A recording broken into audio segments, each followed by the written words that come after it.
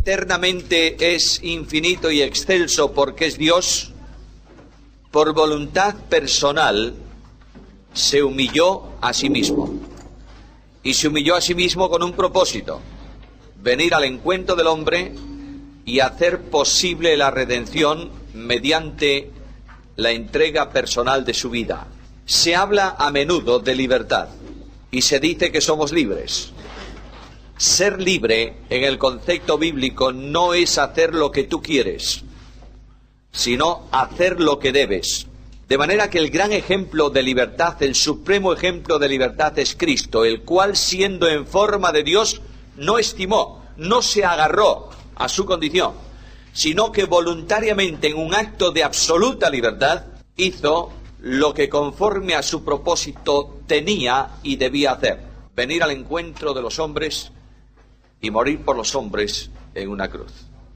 Eso es libertad. La libertad tiene que ver siempre con favorecer a otro. La libertad nunca exige derechos. La libertad nunca se coloca por encima de nadie. Un hombre libre es un hombre que se entrega. Cuando pasamos del estado de humillación, en donde Cristo muere en la cruz, veremos eso dentro de un momento también en los sufrimientos redentores del Señor, pasamos a la posición o al estado de exaltación, de la humillación a la exaltación. El pasaje clave de ese estado, que describe ese estado, es también Filipenses capítulo 2, versículos 9 al 11, en donde el apóstol Pablo dice que después de haber muerto recibió el nombre que es sobre todo nombre, para que en el nombre de Jesús se doble toda rodilla de los que están en el cielo y en la tierra y debajo de la tierra, y toda lengua confiese que Jesús es el Señor, para la gloria del Padre.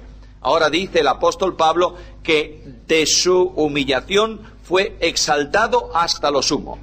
Por tanto, Cristo retorna, digamos así, al lugar que le corresponde por su deidad, pero juntamente con la persona divina del Hijo de Dios, que nunca dejó el cielo por cuanto es infinito y está presente en el cielo y en la tierra, el glorificado Señor Jesús, la humanidad de la segunda persona de la deidad, entra en la majestad de las alturas para ser el hombre encumbrado hasta lo sumo. Indudablemente no podemos separar la humanidad de la deidad en la persona de Cristo, ¿verdad? Las dos forman parte esencial de su persona divina, una naturaleza divina y una naturaleza humana. Pero ese hombre, Jesús de Nazaret, es nuestro ejemplo para que nosotros sepamos cómo vamos a ser cuando el Señor nos reciba, nos recoja y seamos transformados a su semejanza. La referencia más impresionante de la exaltación de Cristo está en la tierra. ¿Y sabéis cuál es? Una tumba vacía. Todos los grandes religiosos del mundo tienen un sepulcro entre los hombres. Los fundadores de las antiguas religiones tienen también un lugar donde murieron y donde están. Cristo el Señor, conocemos el lugar geográfico donde murió, Jerusalén, pero no hay una tumba que contenga nada de él, porque su cuerpo transformado a la semejanza de lo que será, o para imagen de lo que es el nuestro, lo que será el nuestro, está en la presencia del Señor. Juntamente con la ascensión a los cielos está la entronización, sentado a la diestra de la majestad en las alturas, recibiendo el lugar de honor. Indudablemente, hay un pasaje complicado en el libro de Apocalipsis, una promesa del Señor a su iglesia, que dice que aquel que venza, le daré que se siente conmigo, ¿en dónde? En mi trono, como yo he vencido y me he sentado, ¿en dónde? Con mi Padre en su trono.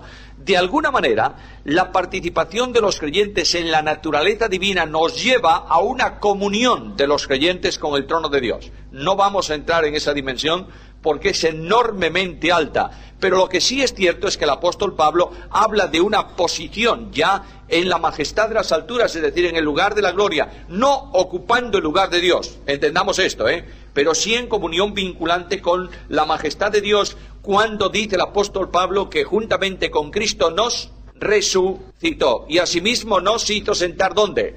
En los lugares celestiales con Cristo. Lo importante, lo impresionante de la vida cristiana es la vinculación con Cristo. Nosotros somos salvos por unión vital con Cristo. La vida de Dios fluye por medio de Cristo, único mediador para cada uno de nosotros. La experiencia cotidiana de vida es en Cristo. Para mí el vivir es Cristo.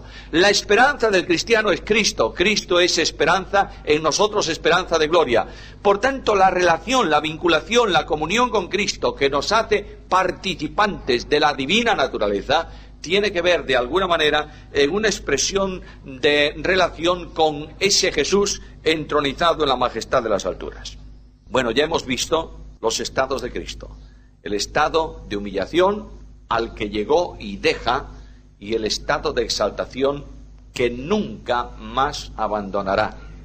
Cuando Cristo venga a la tierra, no vendrá como el Cristo sufriente, ¿verdad? A los discípulos se les dio un anticipo del reino viniendo con poder en el monte de la transfiguración. ¿Cómo era la imagen de Jesús ahí en la transfiguración? ¿Gloriosa o gloriosa? Lo único que conserva el cuerpo glorificado de Cristo son las señales de la cruz. Yo diría, para visión eterna de lo que ha sido el gran amor, el infinito amor de Dios. Necesitamos ver las manos clavadas de Jesús, y las heridas de Cristo, para estímulo en nuestra vida cristiana. Pongo un ejemplo que vosotros conocéis muy bien, y es el primer paréntesis de la mañana. Hay dos discípulos de Jesús que suben de Jerusalén a Emaús. ¿Recordáis la historia?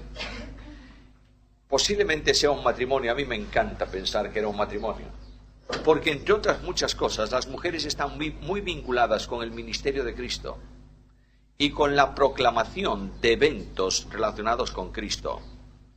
Es a una mujer que Cristo le ordena ir a los apóstoles y decirles que el Señor había resucitado. Luego las mujeres están muy vinculadas, y es una enorme bendición pensar y reflexionar en esto. Bueno, dejemos el tema ahí. Pero lo que sí es interesante es que aquel que para mí es un matrimonio van dialogando camino de Emaús, ¿verdad? ¿Y cómo hacen? ¿Cuál es el objeto de la conversación de ellos?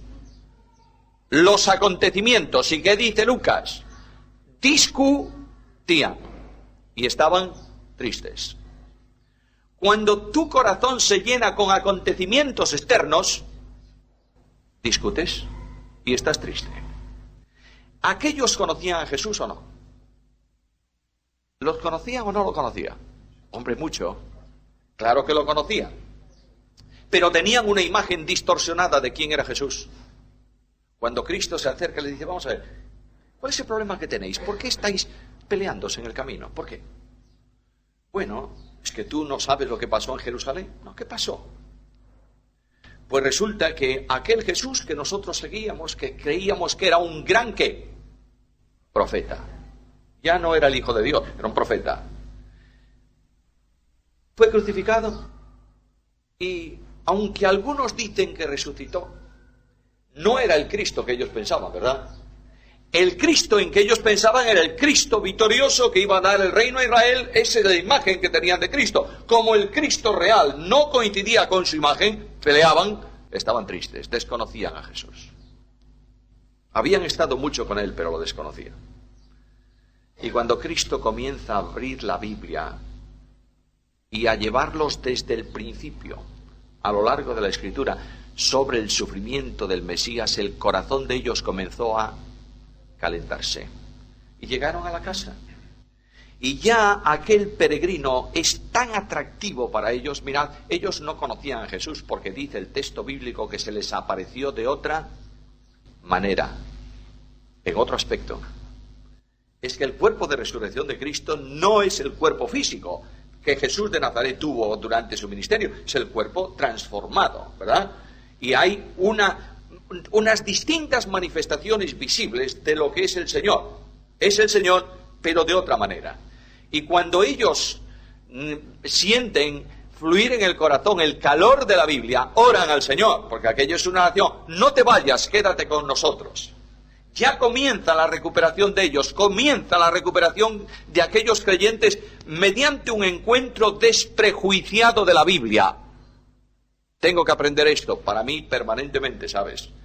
La Biblia no se interpreta conforme a lo que yo quiero que la Biblia diga, sino lo que ella dice, que es muy diferente. Y tenemos que ir a la Biblia sin la distorsión de la tradición histórica que aquellos tenían.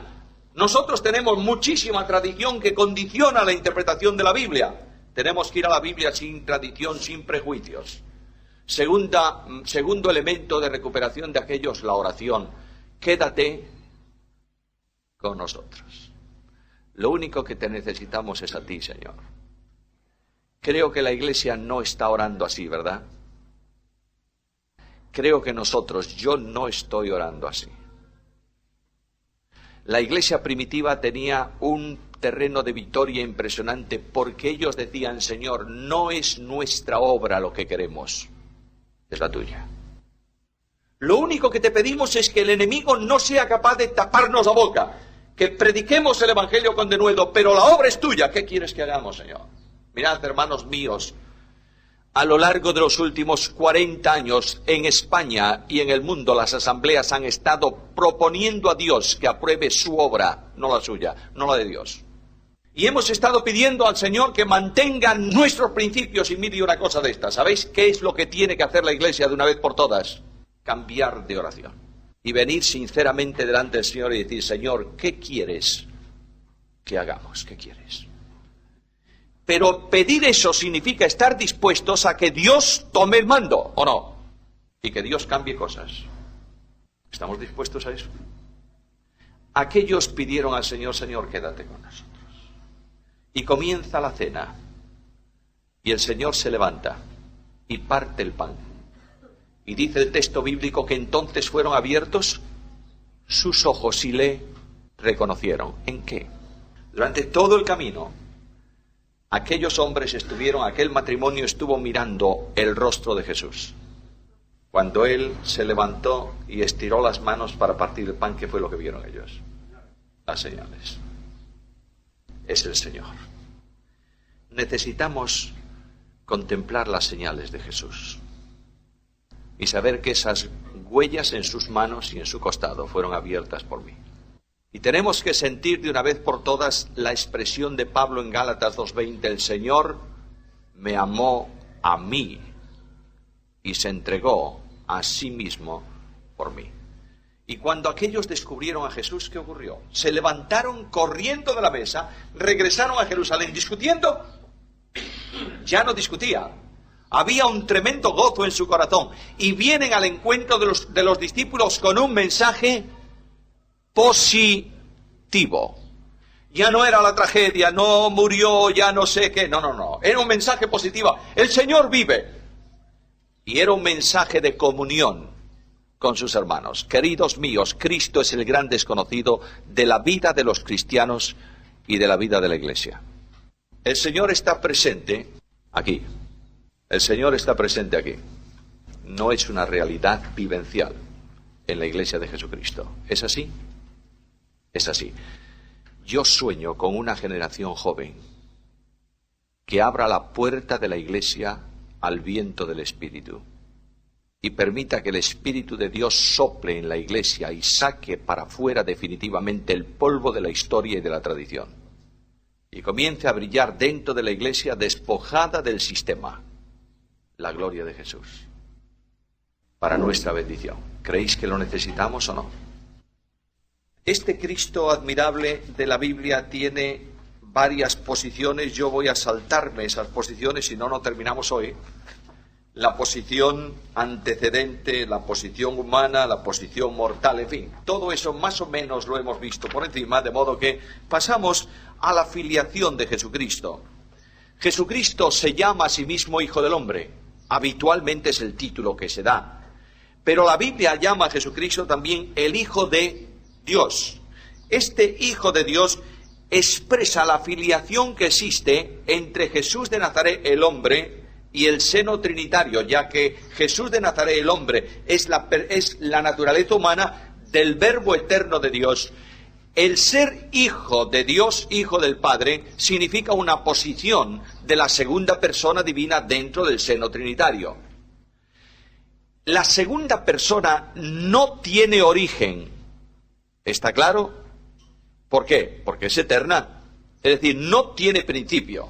Cuando hablamos de generación, en el seno de las personas divinas estamos diciendo, expresando, que la primera persona comunica la vida a las otras dos, no por origen, sino simplemente por relación o por comunicación. Cuando hablamos de que la primera persona se relaciona con la segunda de padre a hijo, estamos hablando de una relación entre las personas divinas. ¿Está claro? Ahora, ese calificativo de hijo significa que eternamente existe como existe también el Padre, por una razón, por un principio de lógica, ya no solo de Biblia. Un padre tiene como padre la misma edad que su primer hijo. Un padre, como padre, tiene la misma edad de padre que su primer hijo de vida. Porque antes no hubo padre, antes no era padre. Luego, ¿cuántos años tengo yo de padre? Bueno, que no me oiga mi mujer. Los mismos años que mi hija mayor. No más, ni uno más. Si el Padre es Padre eterno, ¿qué significa? Que ha tenido un Hijo eterno. Sin principio. Ya no necesitamos investigar nada más. Simplemente la lógica nos lo dice así. Ahora, Jesucristo el Señor se llama también Hijo del Hombre y tiene que ver con una vinculación con la humanidad. Notad que el evangelista Lucas está vinculando a Cristo con nuestro primer padre, que se llamaba Adán. Hijo de Adán. De manera que viene la relación la vinculación con la humanidad, viene para Cristo exactamente igual que para nosotros. El origen de la humanidad es un origen común. Otro paréntesis aquí, por favor. Cuando Dios creó al hombre, en el capítulo 1 de Génesis, dice que creó a un hombre, se llamaba Adán, y varón y hembra los creó. No en el varón había los dos sexos, No sé si me estáis siguiendo, entendiendo. Hay una teoría extraña que entró dentro del ámbito evangélico que no es verdad y que se tomó de un sacerdote jesuita francés, Teilhard de Chardin, que coordinase de alguna manera la teoría de la evolución con la fe cristiana. ¿Por qué? Porque cuando comenzó el tema de evolución serio hace unos cuantos años, dijo, mira que si esto es verdad nos van a poner buenos a nosotros. Además, de modo que vamos a correr delante. Y Teilhard de Chardin ideó un sistema curioso de la posición alfa y la posición omega. El alfa y el omega, el principio y el fin. Y dice que Dios es una persona colectiva, porque el nombre de Dios es un plural, Elohim, uno en donde hay varios. Esto es una herejía.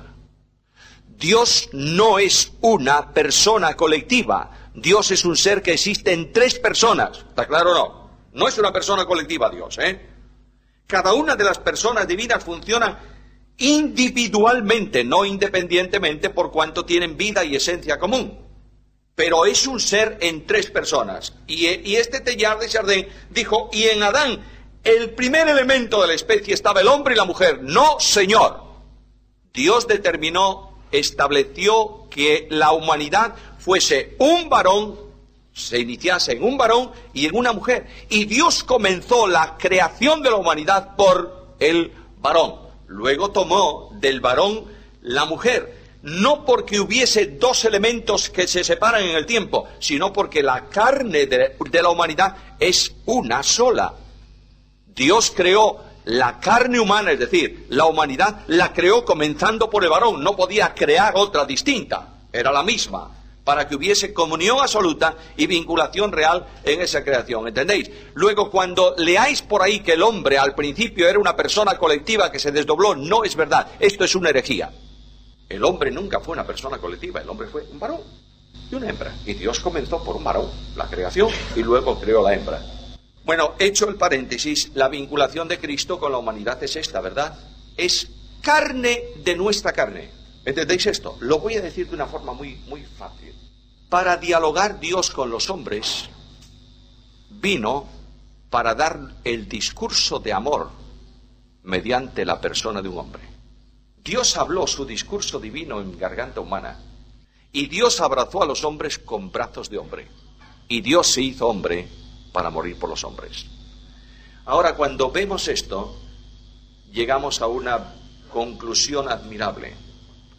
¿Dios se aproximó al hombre? ¿Sí o no? Sí, algo más. No solo se aproximó. se aproximó. Se hizo prójimo. Nuestro compañero de aventura en la vida, el que sufrió como nosotros y lloró como nosotros. No vino cerca de nosotros para contemplarnos como el pastor puede contemplar a una oveja que se le rompió una pata. Vino y se metió en medio de nosotros y se hizo como nosotros. Salvo, por supuesto, el pecado, ¿verdad? ¿Vosotros pensáis que ha habido una manifestación mayor de amor que esta? Que el Eterno haya venido al encuentro del hombre, de su criatura, y se dejase golpear por ella. Hay cosas que escapan de nuestra comprensión. La criatura puso la mano en la cara del Creador. Y cuando Pedro habla de lo que ocurrió en Jerusalén, inspirado por el Espíritu Santo, dice al pueblo de Israel: vosotros matasteis ¿a quién? Al autor de la vida. Notad lo que dice, es muy serio. ¿Quién es el autor de la vida? Dios. Lo que dice Pedro es que quien murió en una cruz era Dios. Claro, llegamos a una situación muy límite, ¿verdad? ¿Podemos decir que Dios muere? No. Pero tenemos que decir que quien moría en la cruz era Dios. Muy bien, ahí tenemos la gran dimensión de Jesucristo. Bueno, en las notas está también la unión hipostática. Se llama unión hipostática porque la unidad está en el núcleo de la persona. Es decir, la humanidad y la deidad se vinculan esencialmente en la persona divina del Hijo de Dios. Hipóstasis es la sustentación de un elemento vital. De manera que ahí hay dos elementos vitales, una naturaleza divina y una humana, sustentadas, subsistentes, existentes, yo qué sé, no habría que buscar una palabra muy extraña para eso, en la persona divina del Hijo de Dios. Mis hermanos, tenemos a Dios hecho hombre, el Verbo de Dios hecho carne, Jesús de Nazaret, Dios entre los hombres. ¿Para qué? Dios viene al encuentro del hombre con un programa de redención. Dios viene al encuentro del hombre y se hace hombre para poder sufrir, oídlo bien, por el hombre, y llevar a cabo la obra de redención. Los sufrimientos vicarios de Cristo están profetizados y son esenciales en la obra de la cruz. No es simplemente el hecho de que Él murió. Esto es importantísimo, porque la vida de Cristo sustituye, es el sustituto de nuestra vida que tenía que morir a causa del pecado, ¿verdad? Pero en el entorno de la cruz, en el entorno de la obra de redención, hay sufrimiento que experimenta la segunda persona de la deidad por medio de su naturaleza humana. Los sufrimientos de Cristo están tipificados ya en el Antiguo Testamento y profetizados en el Antiguo Testamento. Ahora hemos utilizado una palabra que es la palabra tipo. Bueno, en la Biblia tipo es una figura simbólica que por medio de ella ilustra una realidad que viene después. Luego la realidad se llama antitipo. En el Antiguo Testamento todo lo que tiene que ver con los sufrimientos de Cristo está tipificado en los sacrificios del sistema levítico. Ahora, ojo con buscar tipos en el Antiguo Testamento que no lo dicen para convertirlos en alegorías. El tipo se dice que es un tipo.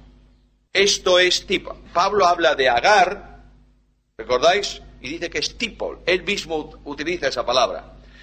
Hay el primer sistema de la tipología es atender solo a aquello que la Biblia dice que es un tipo. Y buscar, por supuesto, el significado posterior en la persona de Jesucristo o en lo que tipifica. Luego hay un segundo nivel que, sin decir es un tipo, ilustra profundamente esa realidad. Voy a poneros un ejemplo. Los muebles del tabernáculo son todos ellos tipo o figura de Cristo, porque todos ellos tienen dos componentes, salvo el altar del sacrificio: oro y madera, humanidad y deidad. Luego, no dice específicamente que son tipo, ¿verdad que no? No, pero indudablemente el simbolismo lo está manifestando. Ahora, a veces nosotros, los hombres, buscamos un tipo donde no hay tipo. Y lo que hacemos es alegorizar. Si queréis una alegoría tipológica, yo diría sorprendente, os invito a que busquéis un libro de Agustín de Hipona, que fue un tremendo teólogo y un hombre. ¿Quién leyó las obras de Agustín de Hipona? Bueno, hay uno que los ha leído. Bueno, hay una obra de Agustín de Hipona fabulosísima, yo la recomiendo vehementemente, que son Doctrinas de la Gracia, de Agustín de Hipona, leedlas. Hay, en cambio, otro libro que es interesante, pero que abre para Agustín la puerta de la alegoría, y es un libro que se llama Civitas Dei, la ciudad de Dios. Y ahí él alegoriza como la Iglesia, la gran ciudad de Dios, y llega a una conclusión en ella, entre otras cosas, que el reino será la irrupción de la Iglesia en la tierra. Cuando toda la tierra sea Iglesia, tenemos el reino, ya la hemos liado. Ahora, lo que sí es verdad es que Agustín llegó a alegorismos terribles. De manera que cuando comenta la parábola del buen samaritano, habla de los 2 denarios como Antiguo y Nuevo Testamento, habla del posadero como Pablo, yo no sé por qué causa pone a Pablo de posadero, no lo sé, y alegoriza toda esa parábola para darle un significado. Eso es peligrosísimo, ¿sabéis? Porque la alegoría solo puede ser interpretada por el alegorista. Es decir, la alegoría no se basa en la Biblia, se basa en lo que el alegorista dice. Ahora, dentro de la tipología, y volvemos al tipo de Cristo, hay tipos respaldados por el Antiguo Testamento y podríamos verlo ya en los ejemplos premosaicos. Es decir, no solo los sufrimientos de Cristo están anunciados en los sacrificios mosaicos, sino premosaicos. Génesis 4:4, una primera gran referencia tipológica a la obra de Cristo. Busquemos, por favor, vamos a leer algunos textos esta mañana. Quien los tenga lo lee rápidamente. Génesis 4:4. Abel trae un sacrificio de una de sus ovejas. Y dice el texto bíblico que vio con agrado Dios el sacrificio de Abel. Por ese sacrificio nosotros sabemos que en base, no que el sacrificio tenga méritos sustitutorios, en base a lo que significa ese sacrificio, Abel fue justificado o declarado justo delante de Dios. Hebreos 11:4, por favor. De manera que él trajo un sacrificio más excelente que el de Caín, y por medio de la fe que Abel puso no en el sacrificio en sí, en el sacrificio físico, sino en lo que simbolizaba, fue declarado ¿qué? Justo. Porque la justificación se obtiene solamente por medio de la fe. Justificados pues por la fe, tenemos paz para con Dios. Toda la salvación siempre es por gracia. Nadie se salva por la fe, sino por la gracia. Pero la fe es el instrumento para llegar a la obtención de la salvación. ¿Está claro? De manera que la fe con que Abel trajo ese sacrificio, y más adelante en el capítulo 9 de Hebreos, versículo 22, habla de derramamiento de sangre, sufrimiento y muerte, por medio de la vida simbolizada de un inocente, Abel recibió justificación. ¿Está claro? La diferencia no es que Dios haya rechazado el sacrificio de Caín porque no era un animal, ¿eh? Tened cuidado con esto. En el Antiguo Testamento hay sacrificios vegetales. La ofrenda, la oblación, 1000 cosas. Vegetales de harina. Dios los acepta como sacrificio. El hecho de que Dios no aceptó lo que trajo Caín es que Dios miró a Caín y miró a Abel. Lo que ellos estaban haciendo salía de un corazón, de una posición de corazón. El corazón de Abel en sintonía con Dios, en dependencia de Dios. El corazón de Caín no en sintonía con Dios. Abel, un hombre que viene con fe. Caín no. Por tanto, el sacrificio de Caín es rechazado y el sacrificio de Abel aceptado. Y por la fe puesta en Dios, mediante el simbolismo del sacrificio, Abel es justificado. Génesis capítulo 8, versículos 20 al 22. Noé levanta un altar. No se habló de altar antes. Levanta un altar y ahí hay un doble simbolismo. No solo hay un animal que muere, sino hay un altar en donde Dios viene al encuentro del hombre y el hombre ofrece algo que no es suyo. ¿Entendéis esto? El altar de la cruz En el altar de la cruz el hombre no tiene parte ninguna, ¿o tiene parte? Ninguna. ¿Quién ofrece a su Hijo? Bueno, ya lo he dicho, el Padre. Jesús fue entregado. ¿Quién lo entregó? Dios en general. ¿El Padre lo entregó? Sí, dando a su Hijo. ¿Y Él se entregó a sí mismo o no? Claro. ¿Y el Espíritu Santo sustentó el sacrificio? Luego Dios está comprometido en el plan de salvación y lo ejecuta. ¿Tiene algo que ver el hombre ahí? No, nada. Luego el simbolismo del altar es verdad que Abel trajo un animal y lo sacrificó, ¿verdad? Lo sacrificó sobre un altar. Ahí hay una figura. El animal está elevado, digamos, sale de la tierra. Estamos hablando de simbolismo, ¿entendéis? En ese sentido, el hombre trae algo que no es suyo porque es creación de Dios y lo ofrece en sustitución suya delante de Dios. Y el hombre que ofrece es encontrado por el Dios que recibe. Todo eso habría que estudiarlo a fondo, ¿sabéis? Es un tesoro tremendo. Y yo sé que no se estudia demasiado el Antiguo Testamento. Hay un hecho evidente. Cuando los padres de Sansón traen aquella ofrenda y la colocan sobre la piedra, y dice que el mensajero, que era el ángel de Jehová, tocó con el bordón, con su báculo, el sacrificio. ¿Qué ocurrió? Se levantó fuego y quemó el sacrificio, y el ángel de Jehová subió en medio del fuego, y claro, Manoa y su mujer, ¿qué dijeron? Vamos a morir porque hemos visto a quién. A Dios. Luego ahí está, hay todo un simbolismo de entrega, de recepción. Mirad, hay un versículo clave en el Evangelio que dice Jesús: yo soy el camino, la verdad y la vida. ¿Cómo entiendes eso? A ver, una persona que me diga qué entiende él por ese versículo, o ella.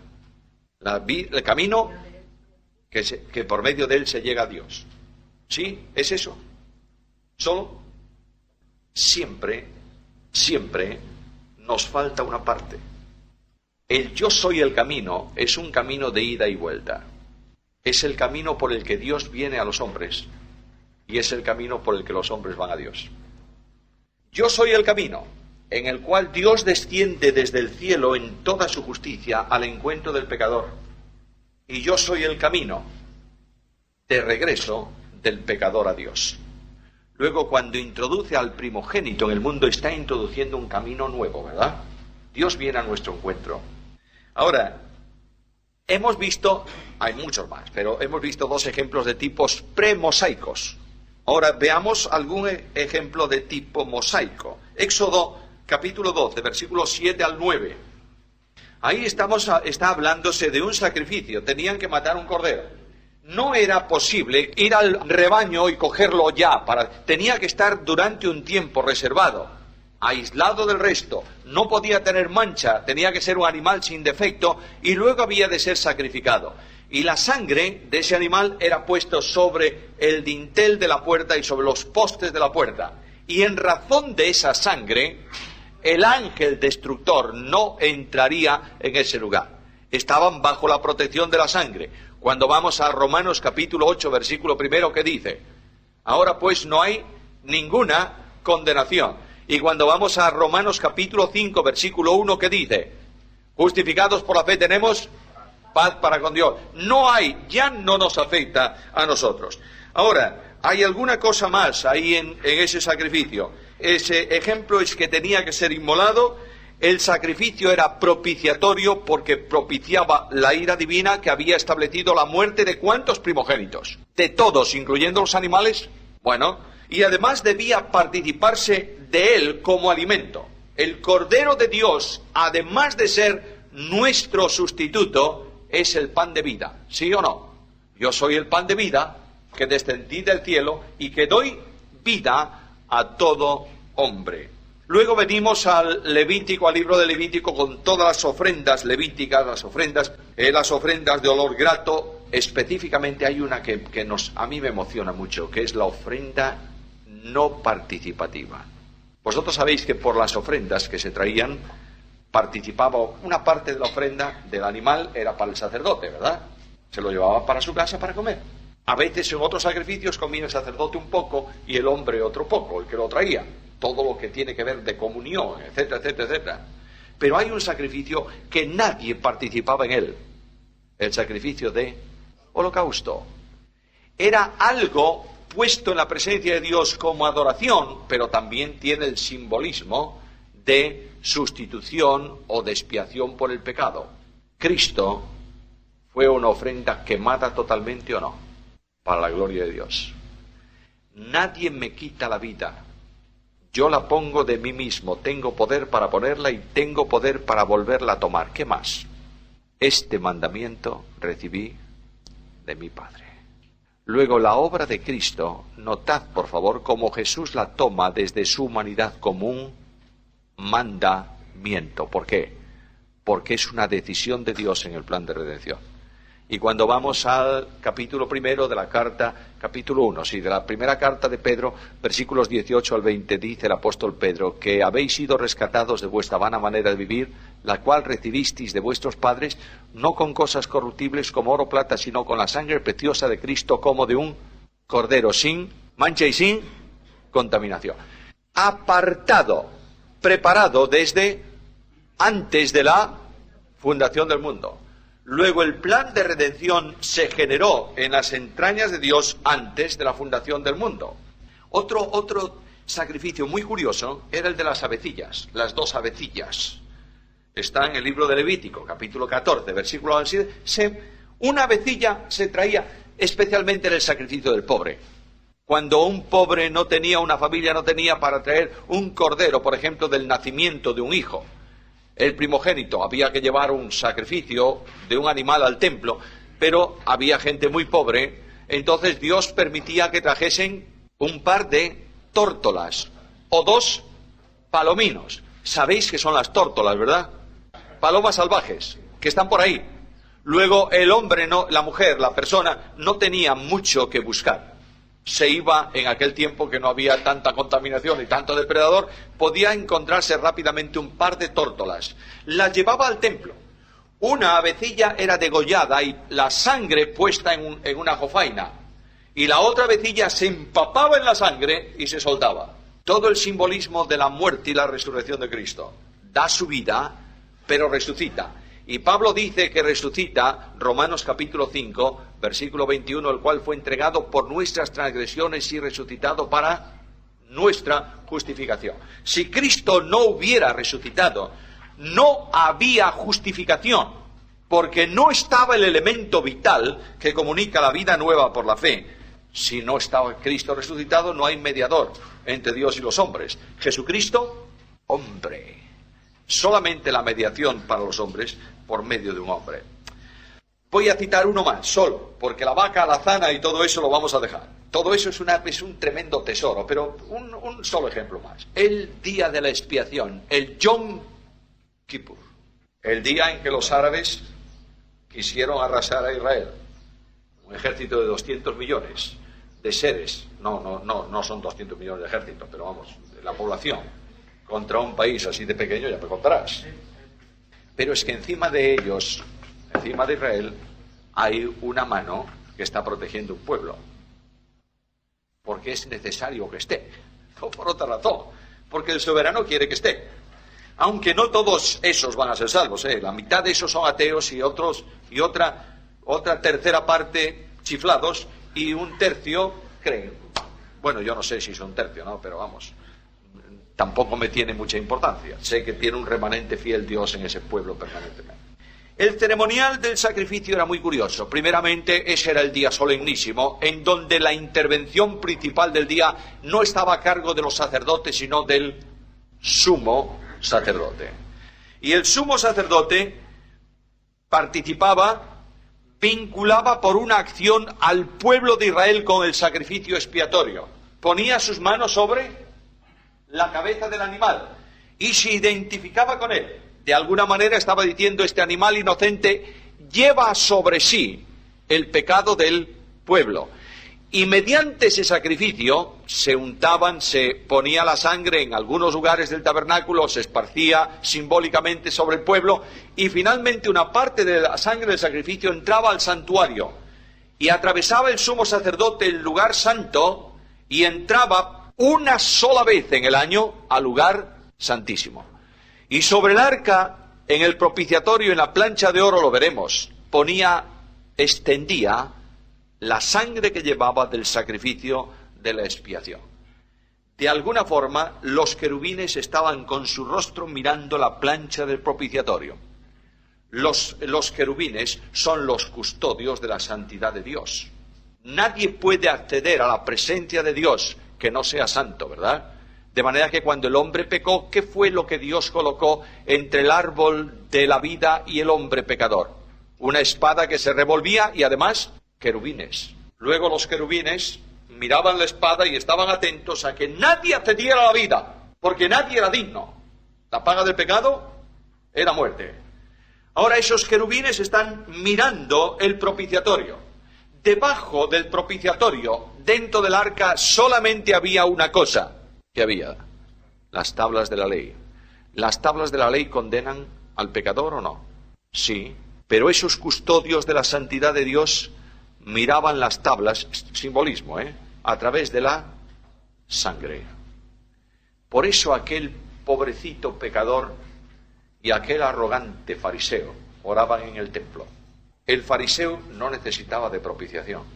¿Por qué? No soy como los otros. No sé cómo no te da asco este pobre publicano. Mira, ni como este. ¿Y el publicano cómo oraba? Dios sé. ¿Por qué? Porque Dios podía ser propicio. Porque dentro del templo, en el lugar santísimo, estaba el propiciatorio con la sangre de la expiación. Señor, yo no merezco nada, pero tú puedes ser propicio a mí porque alguien ocupó mi lugar. Estamos hablando de algo simbólico, ¿verdad? Esto es la cuestión, mis queridos hermanos. Esta es la cuestión. Nosotros somos absolutamente imperfectos, indignos, miserables de estar en la presencia de Dios. No tenemos derecho, somos una ruina. ¿Somos o no? Somos. Pero yo me acerco al Señor con tremenda gratitud y digo, oh Señor, no solamente puedo, tengo derecho a entrar al trono de tu gracia, porque soy perfecto en Cristo Jesús. Dios ha hecho para mí la propiciación. Y ahora vengo al culto del domingo por la mañana. ¿Y cuántas veces se lee? Especialmente en algunas iglesias, yo creo que se lee excesivamente, perdonadme, esto es una reflexión mía. Ese pasaje de 1 Corintios debemos leerlo siempre como la instrucción de la cena del Señor. El Señor dijo, yo recibí del Señor lo que también os he enseñado, tal. Bien. Por tanto, pruébese cada uno a sí mismo y coma del pan y beba del vino, porque el que come y bebe indigna. Eso es un adjetivo, es un adverbio. No dice Pablo el que come indigno, porque somos todos indignos, sino que lo hace indignamente. Luego, mis queridos hermanos, comer indignamente es simplemente negarse a mantener comunión con los hermanos. Esa es la indignidad. Porque el pan que partimos, ¿qué representa? Que somos ¿lo dice Pablo ahí o no lo dice? Antes de venir a la cena del Señor, y siempre cada uno de nosotros debemos confesar. Ahora, ¿qué es confesar?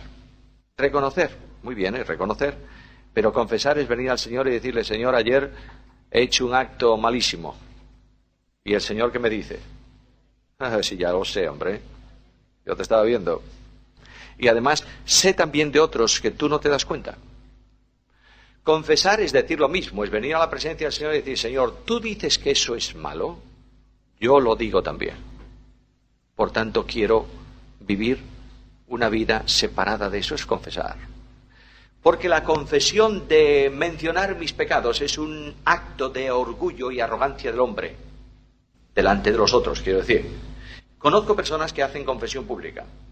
Se levantan en la iglesia y dicen, Señor, esta semana he robado al tal, no sé qué, esta semana hablé mal de mi hermano. Eso es el pavo real. Para que todos digan, mira qué hombre, cómo reconoce. No, Señor. Confesar es decir al Señor, me avergüenzo, Señor, en silencio en el alma, me avergüenzo. Quiero ser distinto. Eso es confesión. ¿Entendéis? Nosotros, por medio del sacrificio expiatorio, somos perfectamente dignos. ¿Está claro? No por nosotros, sino porque estamos en Cristo. El Padre nos ve afectos en Él, amado, en Cristo. Mira, cuando venimos a cantar, a veces cantamos desastrosamente. Cuando venimos a nuestra reunión, el Padre del Cielo no se goza con nosotros porque somos creyentes de las asambleas de hermanos. No. Ni hablar. Se goza simplemente por una razón, porque estamos ¿en quién? En Cristo. Y nos ve justos, santos, perfectos en el amado. ¿Está claro? Esto no justifica que nosotros no andemos dignamente, ¿Está claro o no está claro? Porque a veces decimos, bueno, como ya estamos perfectos, ¿qué más da? No.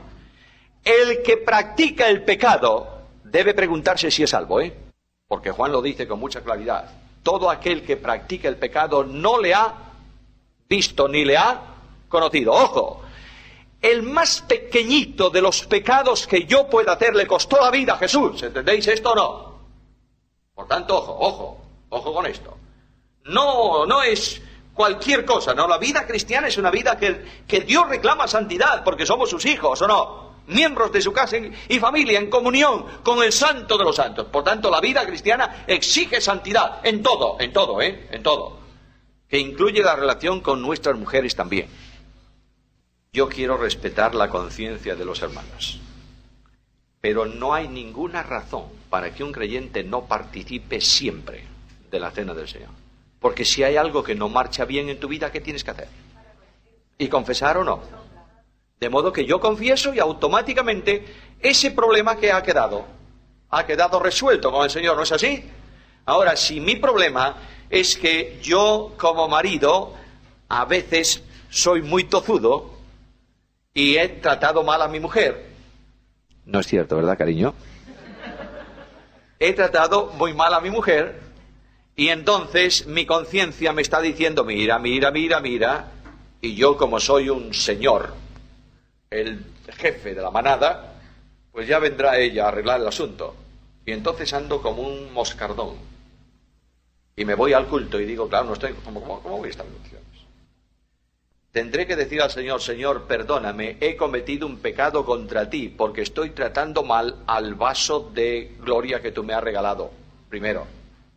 Segundo, perdóname, Señor, porque estoy maltratando a un hermano que es coheredero conmigo de la gracia de la vida. Perdóname.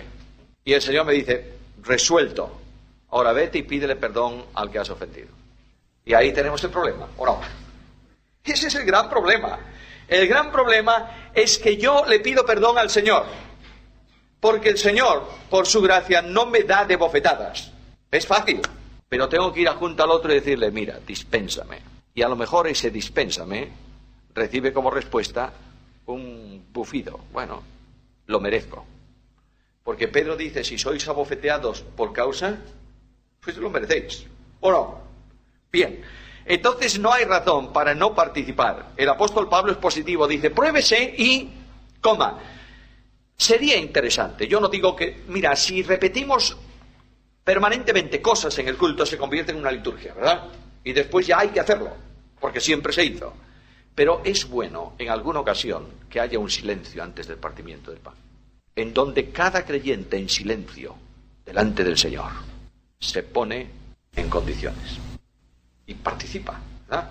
Y si esa persona tiene un problema con un hermano de la iglesia, ¿qué tiene que hacer al terminar la reunión? Ir a junto de él y darle un abrazo. ¿No es esto? ¿Sí o no? Bueno, así tiene que funcionar el mundo. Pero mirad, queridos hermanos, es muy solemne eso, perdonadme, porque dice que el que lo hace juicio, come y bebe para sí, no discerniendo, no distinguiendo qué cosa, el cuerpo del Señor. Ahora mirad, el mal es, yo diría, universal y gravísimo. El Señor no bendice su iglesia porque corporativamente estamos participando de la cena del Señor indignamente. Porque no solamente es un asunto individual, ¿verdad? ¿Es un acto colectivo de iglesia o no? Si una iglesia no tiene comunión con otra iglesia, a no ser por pecado abiertamente manifiesto en la Biblia, reprobado y escrito en la palabra de Dios, si no mantiene comunión un hermano con otro hermano de otra iglesia, si participa en la carroña que hay en nuestro mundo evangélico, el deporte peor, que es la crítica y la murmuración, si hablamos mal de nuestros hermanos y venimos a la cena del Señor, somos unos hipócritas, y eso es pecado. Y Dios no bendice. Y Dios puede traer juicio sobre la iglesia por eso, ¿eh? Y ojo, porque Él dice, quitaré el candelero de su lugar. Ojo, ojo. Cuando un creyente no puede orar con otro creyente, es indigno de ser llamado creyente, ¿eh? Oídlo. Y cuando un creyente corta la comunión con otro por señales externas, es un necio. ¿Claro o no? ¿Sí o no? Bueno, esta es nuestra responsabilidad delante del Señor, ¿eh? Ahora entramos en los sufrimientos del Salvador, y no nos va a dar tiempo, pero yo quiero pararme en esto. Cuando Cristo viene al encuentro de los hombres, viene como enviado para sufrir. ¿Por qué? Porque es presentado ¿de qué manera? Isaías 52:13. ¿Cómo se presenta proféticamente al Señor? En Isaías 52:13, ¿qué es? Se le llama mi siervo. Luego el siervo viene para servir, ¿no es esto? Ya en el hecho de servir entraña un sufrimiento. Hombre, a veces es cómodo el servicio, pero significa un sufrimiento en la propia personalidad del yo, porque tengo que rebajarme a otro, ¿no es esto? Ahí comienza el asunto, pero este siervo va a sufrir moralmente en su intimidad personal. Isaías 53:11, por favor. Verá de la aflicción de su alma.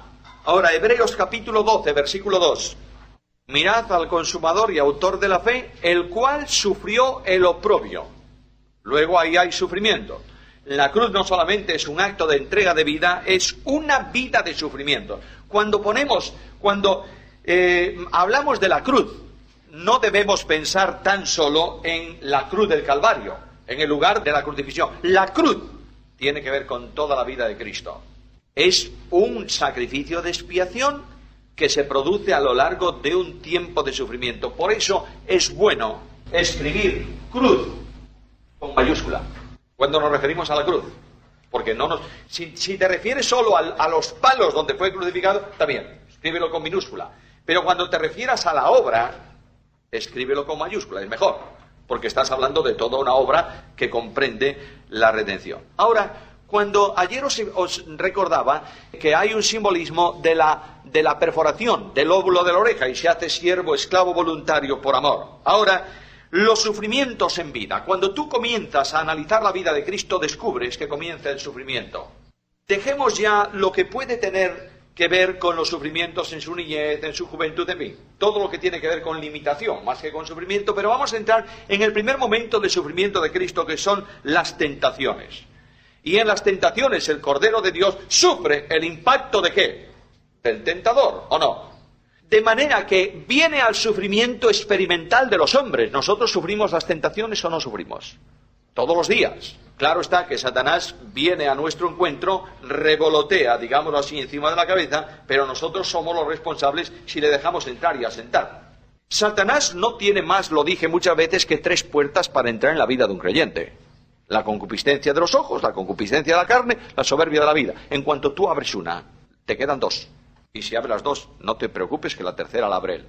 Ese es el camino y es por ahí por donde fue tentado el Señor. Ahora, ¿qué dice, por favor, en Hebreos capítulo 4, versículo 15? Leamos antes, Hebreos 2:7.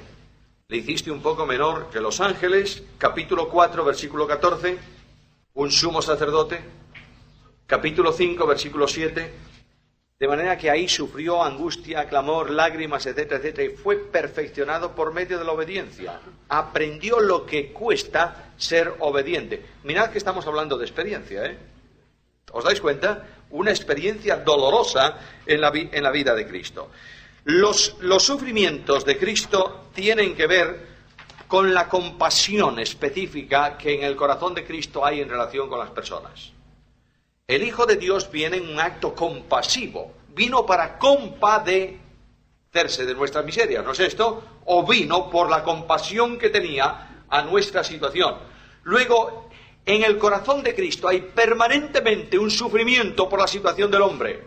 Por ejemplo, el Señor ve una enorme multitud un día, 5.000 personas una vez, 4.000 otra vez, y le dice a los discípulos, mira, esa multitud para mí es como ovejas que no tienen pastor. Ahí está el Señor viendo el sufrimiento de las gentes. Cristo llora conmovido al ver cómo dos hermanas lloran la muerte de ¿quién? De su hermano. Compasión. La sensibilidad de Cristo es tremenda. ¿Sabéis por qué? Porque no tiene pecado. El pecado endurece los sentimientos del hombre, ¿o no? De manera que en la medida en que una persona pierde el grado de control del espíritu, la espiritualidad, puede llegar a ser insensible al sufrimiento de los demás. Y comienza a amarse a sí mismo más que amarse a los otros. Porque amor, hermanos, es eliminar el yo y sustituirlo por el tú. Eso es muy difícil, ¿o no? Cristo renunció a sus derechos para asumir tus responsabilidades. Tremendo. Ese es el amor. El amor consiste en esto, dice Juan, no en que nosotros hayamos amado y entonces me corresponde, no. Es que Él nos amó cuando nosotros no queríamos amarlo a Él. ¿Está claro o no está claro? Ese es el gran amor. El gran amor de las personas no es el decir te quiero, es el demostrarlo con hechos. Hermanos, no amemos de palabras, sino de hecho y en verdad. Ahora, los sufrimientos también de Cristo son sufrimientos de presciencia. Es decir, el Señor conoce anticipadamente la cruz. Una de las cosas que la humanidad de Cristo tiene claro por comunicación de la persona divina es la cruz. Lo dice una y otra vez, el Hijo del Hombre va a ser entregado en manos de pecadores, le van a tomar, le van a crucificar. ¿Lo dice el Señor o no? Y cuando Cristo habla del buen pastor dice, nadie me quita la vida, yo la pongo de mí mismo. Por tanto, los sufrimientos están permanentemente aleteando, digamos así, en torno a la persona del Señor Jesús. Pero hay un sufrimiento vital, capital. Yo diría más intenso que el de la cruz. En la cruz hay un tremendo sufrimiento físico, sin duda. Pero el sufrimiento moral más intenso está en Getsemaní. Creo, mis queridos hermanos, que Getsemaní es el gran desconocido para los cristianos, ¿verdad? Pasamos por encima de él y tal. Getsemaní es la antesala de la cruz. Por tanto, tenemos que pensar en Getsemaní.